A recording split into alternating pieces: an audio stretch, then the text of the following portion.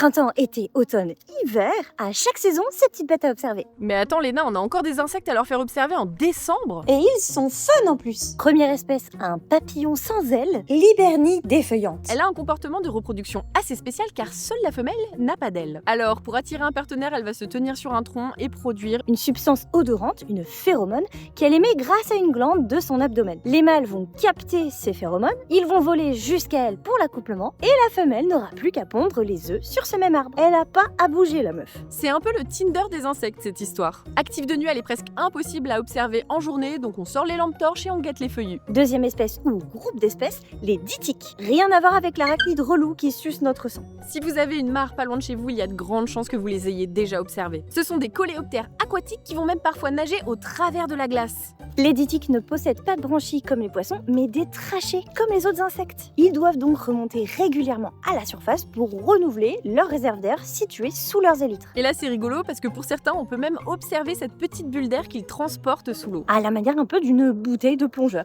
Troisième espèce, Enoicella pusilla, un trichoptère. Et c'est la seule espèce terrestre de tout ce groupe en France. Toutes les autres ont des larves aquatiques. Les larves de cette espèce vivent dans des petits fourreaux faits de fragments de végétaux qui leur servent de coquilles protectrices. C'est un peu des Bernard l'ermite. Et vous savez comment elles accrochent ces morceaux? En synthétisant de la soie, comme les chenilles de papillons. Les mâles adultes ressemblent à ça. Et les femelles, comme pour l'Hivernie défeuillante, n'ont pas d'ailes.